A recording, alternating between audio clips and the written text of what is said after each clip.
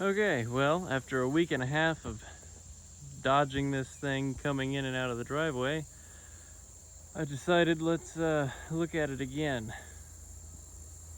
Figure today, real quick, I will pull the head off, and that way we can see how bad the damage is, how bad it stuck. Last week, I ended up pulling the plugs out, checking them out, and they all look terrible. They've all got rust on them. So that's not a good sign, but figured we could find out together how bad it is. Get the head pulled off here.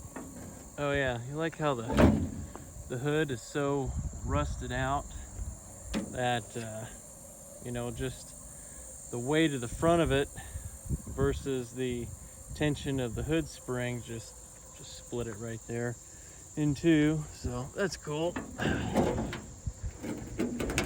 And the hood brace has now permanently became the hood prop like that. Isn't that nice?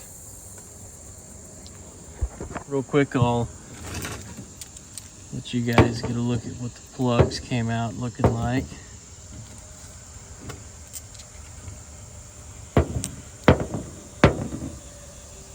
They're not in order, but it doesn't really matter. Yeah, that's pretty poor, if I do say so myself. I'm gonna guess it's probably been more than, I think they said it had been 2 years since this car was running. Yeah, I'm gonna say this was probably more than 2 years ago, but I could be wrong. Anyway, I will get you guys set up and we'll yank that head off of there and see what we got going on. Okay, so now all that has been done is the plug has been pulled out and I drained the cooling system. But for those of you that don't know, that are just now seeing this video, this car is one that I accidentally got on eBay a couple weeks ago. Well, not accidentally, I did bid on it, but I didn't really expect to win it, and I won it. So I had to get it shipped from Florida to Missouri. I did do a full walk around of this car in the first video. That's bad. It said, one thing it did say in the description was that it had a cooling system flush, which I've got pictures of the description I can show you if I had to prove it, but I don't think the cooling system's been flushed. I think that was a lie, along with the fact that the car ran. And granted, you might think that I'm a sucker or an idiot, but again, this car was bought pretty much sight unseen, bought online. So I guess maybe use this video as a reason why not to buy cars from people you don't know on the internet, huh?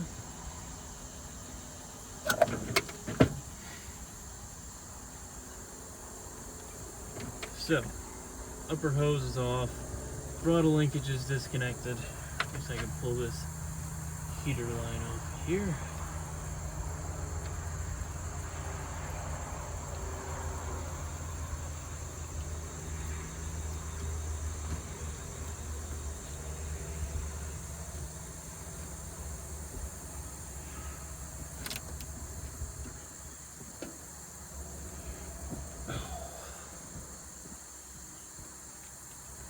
I got a quicker solution to that.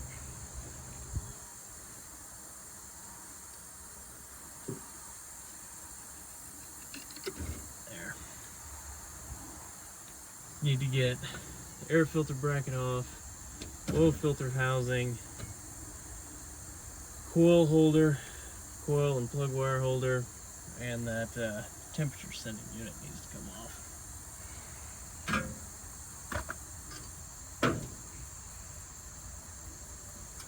Temperature sender out first. Those normally always break.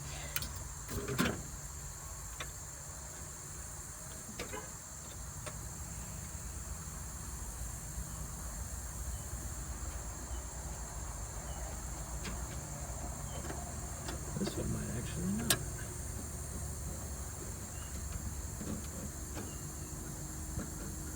Nope, it broke. Cool.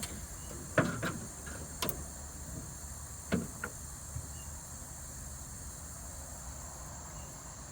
looks like half inch.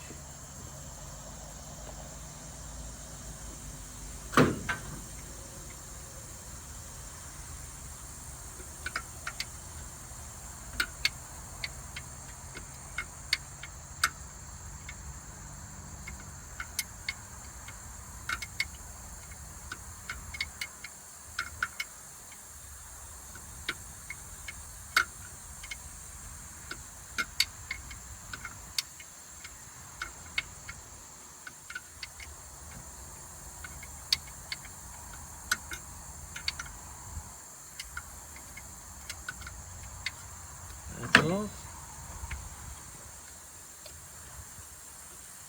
We got 9/16 here on the oil filter housing.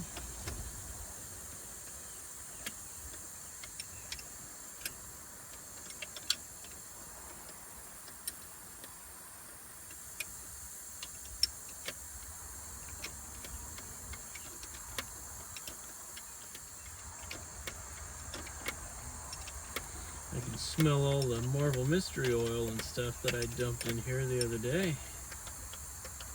Stuff smells nice, doesn't it?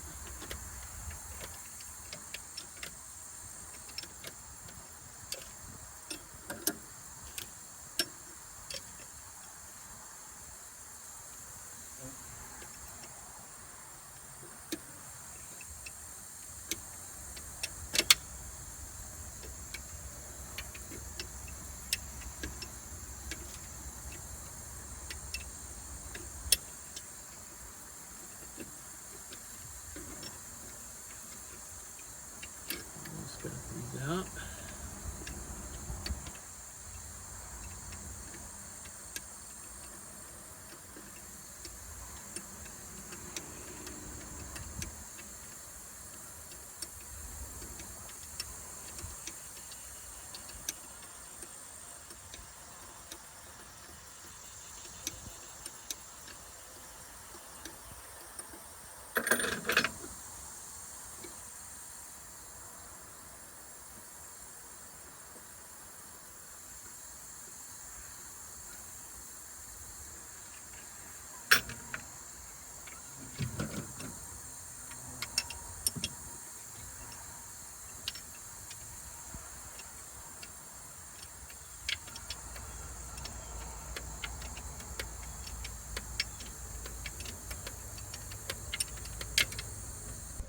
This is so you guys can see what I'm working on over here.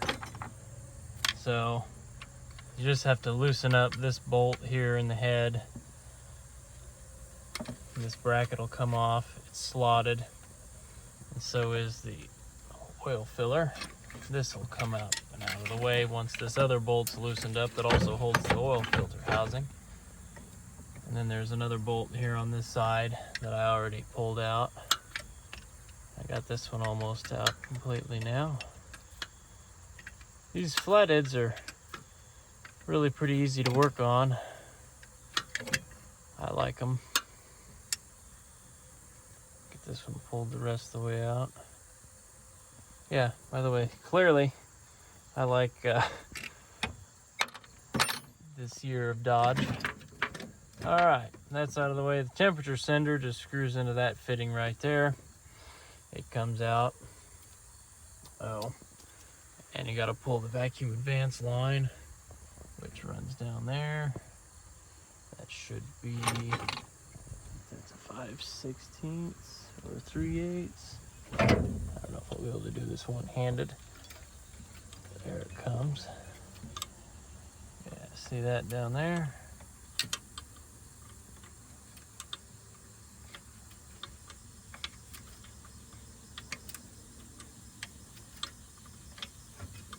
Just comes right out. It's good too, because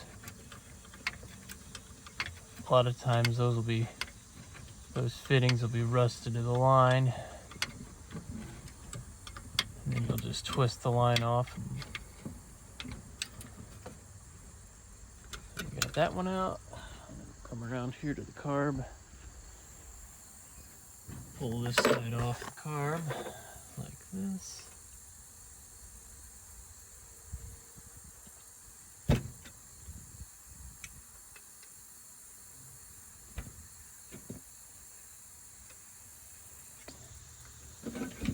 Stuff out of the way.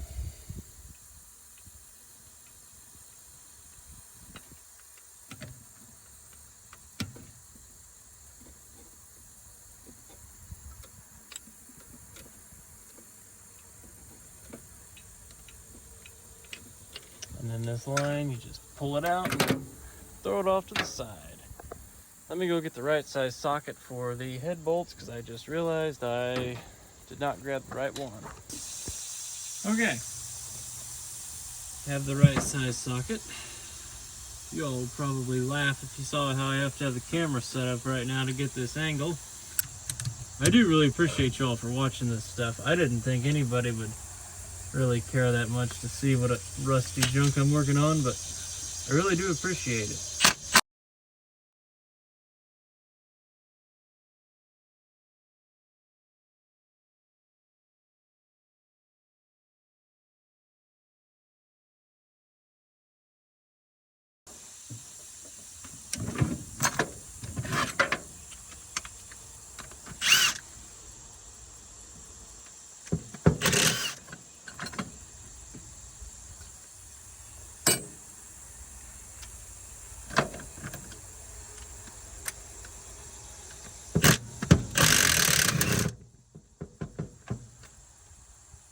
Alright.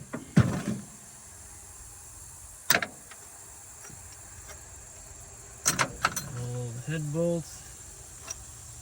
Get them pulled out of the way.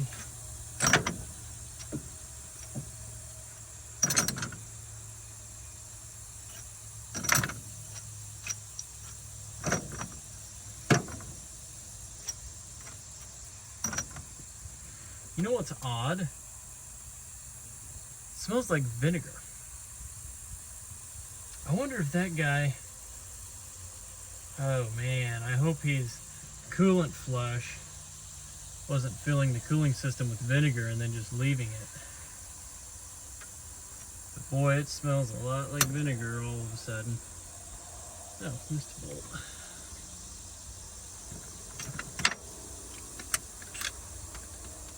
You guys are probably yelling and screaming at me over there. You missed a bolt! You missed a bolt! I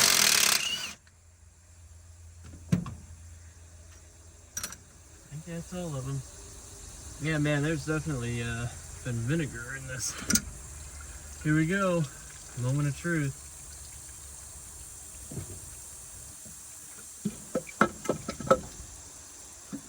Oh, that's gonna come out first. How bad is this thing? Oh.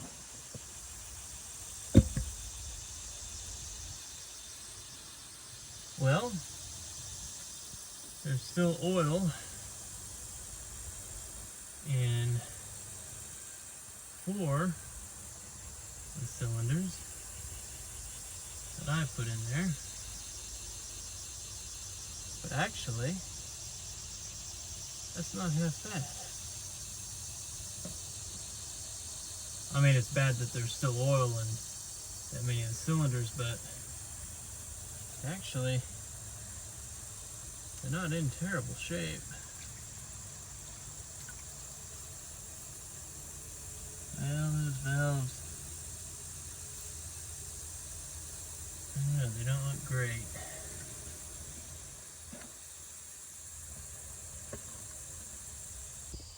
Well, I tried beating on it a little bit more with some blocks of wood and hammer.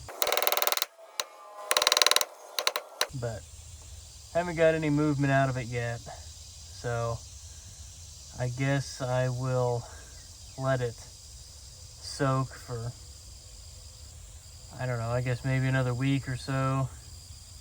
Or there is a good running 236 in that DeSoto over there that would almost bolt right in this car. It is 2 inches longer, so I think what a lot of the times, well, I don't know.